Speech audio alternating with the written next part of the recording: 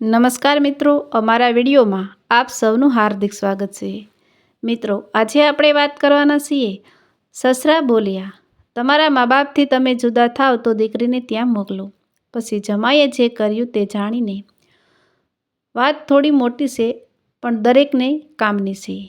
જરૂર સાંભળજો અને બીજાને મોકલજો. બજારની વર્તમાન સ્થિતિ, મમ્મી પપ્પાને વૃદ્ધ અવસ્થા, ઘરમાં કમાનાર વ્યક્તિ ફક્ત હું. છતાં પણ આજે મમ્મી અને મારી પત્ની વચ્ચેના ઉગ્ર મતભેદ અંતે મનભેદનું પરિણામ બન્યું. જે મને શંકા હતી તે જ અંતે થયું. વેકેશનમાં ગયેલ પત્ની વેકેશન પૂરું થવા છતાં પિયરથી પાછા આવવાનું નામ નહોતી લેતી. મેં કારણ પૂછ્યું તો જવાબ મારા સાસુ સસરા તરફથી મળ્યો. જમાઈરાજ, તમારા મા બાપથી તમે જુદા થાવ તો મારી દીકરીને ત્યાં મોકલો. અચાનક થયેલા પ્રહારથી હું મૂંઝાઈ ગયો. છતાં પણ સ્વસ્થ થઈને મેં સામો સવાલ કર્યો, અને નહીં થાવ તો? સસરા બોલ્યા, દીકરી અહીં અમારે ત્યાં રહેશે. મેં કીધું, આ તમારી ધમકી સમજી લઉં? તે બોલ્યા, એવું સમજી લ્યો. મેં કીધું, તો મારી ચેતવણી પણ સાંભળી લ્યો. આ નિર્ણય તમારો છે, મારો નહીં. હવે પછીના આવનાર દરેક પરિણામો માટે ફક્ત તમે જવાબદાર હશો. મતલબ? સસરા બોલ્યા, મતલબ સાફ છે. મા બાપ મારા છે. જુદા થવું કે ન થવું એ મારી અંગત વાત છે. આ તમારો વિષય નથી. જેથી તમે તમારી મર્યાદામાં રહો અને હું મારી મર્યાદામાં રહું. તેમાં આપણા બંનેનું માન સન્માન રહેશે. એમ વાત કરી મેં મોબાઈલને કટ કર્યો. અને ઘરે ચિંતામાં બેઠેલો જોઈ પપ્પાએ સવાલ કર્યો, બેટા કોઈ તકલીફ? મેં વિગતે વાત કરી. પપ્પાના ચહેરા ઉપર નારાજગી જણાતી હતી, પણ સાથે મક્કમતા પણ હતી. પાપા તરત જ સ્વસ્થ થઈ બોલ્યા, બેટા આવડી નાની વાતમાં દુઃખી શું કામ થવું? મારા તરફથી લીલી ઝંડી છે તને. તું આનંદથી જુદો થા બેટા. તેઓ તેમની આંખો ભીની લૂછતા બોલ્યા, પણ બેટા અમને મળવા આવતો રહેજે.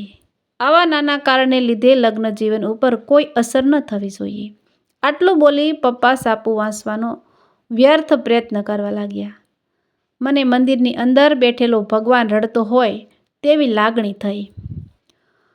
અગણિત ઉપકાર મારી જિંદગી ઉપર આ મા બાપના છે. પોતાની જરૂરિયાત ઉપર કાપ મૂકી મારા મોજશોખ પૂરા કર્યા. જ્યારે હું રડતો ત્યારે પપ્પાએ મને હસાવવાનો પ્રયત્ન કર્યો છે. જ્યારે હું મૂંઝાયો છું ત્યારે મારા ખભા ઉપર હાથ મૂકી મને હિંમત આપી છે. એ પપ્પાની ભીની આંખો અને હિંમત હારેલા જોઈ હું કઈ રીતે ઘરની બહાર જઈ શકું? તેના માટે તો માત્ર હું જ ગટપણની લાકડી છું. મારા લગ્ન જીવનને ફક્ત 4 વર્ષ જ થયા છે. તેમાં મારા સાસુ સસરાને આવું બોલવાનો હક કોણે આપી દીધો?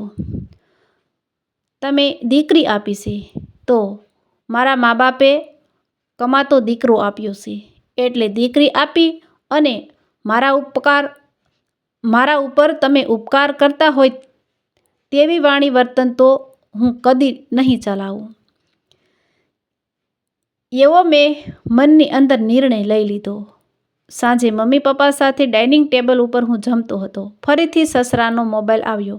ફરીથી એ જ સવાલ, જમાઈરાજ શું વિચાર્યું? મેં કીધું, વિચારવાનું શું હોય? મારી ટ્રાન્સફર તમારા જામનગર ગામમાં જ કરાવી દીધી છે. હું મમ્મી પપ્પાથી જુદો થાવ છું, પણ હવે જામનગરમાં કાયમ માટે તમારી જોડે રહીશ.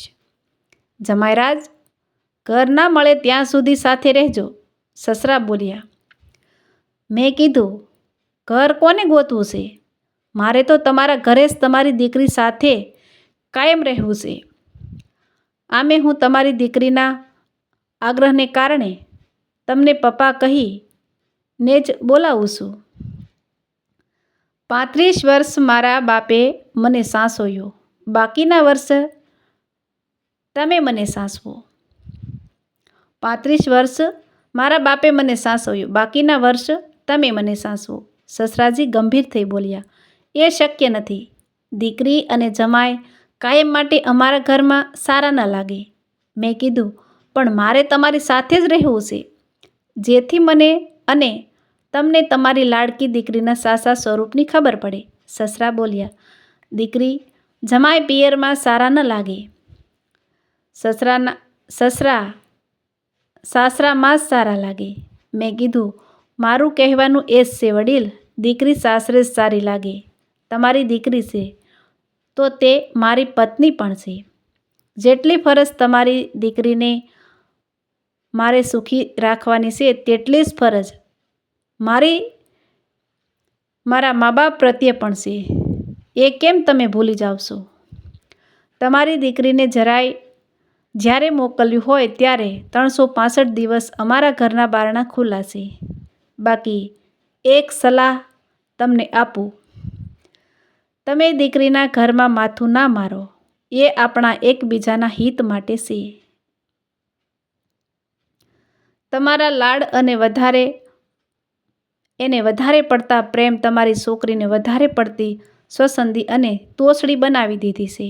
આજકાલ દીકરીના મા બાપ દીકરીનું યોગ્ય ઘડતર કરતા નથી અને વગર ટ્રેનિંગે કોઈના ઘરમાં મોકલી આપે છે. પછી વર અને સાસુના વાંક કાઢવા એ આદતો બનતી ગઈ છે.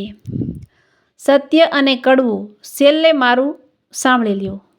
તમારી દીકરીને એકલું એટલે રહેવું છે કે તેના સમયે ઉઠવું, કીટી પાર્ટીઓ કરવી છે અને સહેલીઓ સાથે રખડવું છે. તે શક્ય નથી. આપ 6 મહિના કે વર્ષ સાસવી તેનો અનુભવ કરી જુઓ. લગ્ન પહેલાંની દીકરી અને સાસરેથી પાછી આવેલી દીકરીનો તફાવત ખબર તમને પડી જશે. અને યાદ રાખજો, જાતે અહીં મૂકવા તમે આવશો. સોમવારથી સ્વીટીની સ્કૂલ ખુલે છે. તમારી દીકરીને મોકલવી હોય તો મોકલી આપો, નહીંતર સ્વીટીનું ત્યાં એડમિશન લઈ લેજો, કહી મેં મોબાઈલ કટ કરી દીધો. પપ્પા મમ્મી મારી સામે જોતા રહ્યા.